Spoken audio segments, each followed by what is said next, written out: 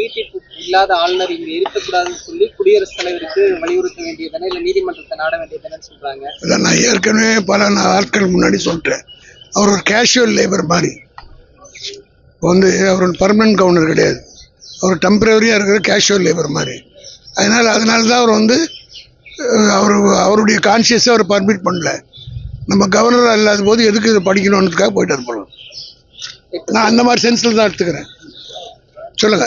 இப்போ தமிழ்நாட்டில் தமிழ் தாய் வாழ்த்து அவமதிக்கப்பட்டிருக்குன்னு சொல்லும்போது அர்ஜுன் சம்பத் என்ன சொல்றாரு, பெரியார் அதை விட பயங்கரமா பேசியிருக்காரு, அவரு சொல்லாத்தியா இவங்களாம் சொல்லிட்டாங்கன்ற மாதிரி ஒரு பேச்சு பேசுறாரு. அது அர்த்தமுள்ளவர்கள் பேசினா பதில் சொல்லலாம், தான் தோணித்தனமா பேசுறவங்களுக்குலாம் பதில் சொல்ல முடியாது. பெரியாரை பழித்தவன் எவனும் இந்த நாட்டில் இருக்க முடியாது. பெரியாரை பழித்தவனே நான் மனிதனாக ஏற்றுக்கொள்வதில்லை. தமிழ்நாட்டை பொறுத்த மட்டும் எங்கள் கண்களை திறந்தவர். நாங்களாம் இங்கே நின்று பேசுறதுக்கு அவர் தான் காரணம்.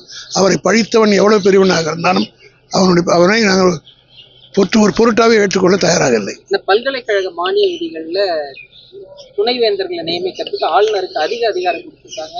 அதனாலதான் அண்ணா யூனிவர்சிட்டியில நியமிக்காததுனால தான் இவ்வளவு குழப்பம் வந்துச்சு.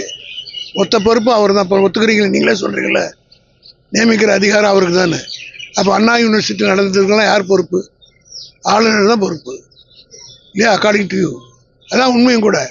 அவர் ஆறு வைஸ் சான்சலர் தான் பல்கலைக்கழகத்தினுடைய நிர்வாகத்தை கொடுவார். அங்கே அண்ணா பல்கலைக்கழகத்துக்கு துணைவேந்தரே இன்னும் போடலை. நிர்வாகம் பூரா பேரலைஸ் ஆகிருக்கு.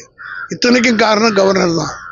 காரணம் தமிழ்நாட்டில் ஒரு ஏற்கனவே இருந்த ஜெயலலிதா அவர்கள் கூட அதுக்காக தான் இந்த துணைவேந்தர்களை எல்லாம் ஒரு அரசாங்கமே அந்தந்த அரசு தான் நியமிக்கணுன்ற அதிகாரத்தை கேட்டாங்க. அதுதான் எங்கள் தளபதி சொல்லியிருக்காரு. இதெல்லாம் நடக்கக்கூடாதுன்றதுனால தான். இதையெல்லாம் புரிந்து கொள்ளாமல் சில பேர் பேசுகிறார்கள். அதற்கெல்லாம் நீங்களே பதில் சொல்லிட்டீங்க.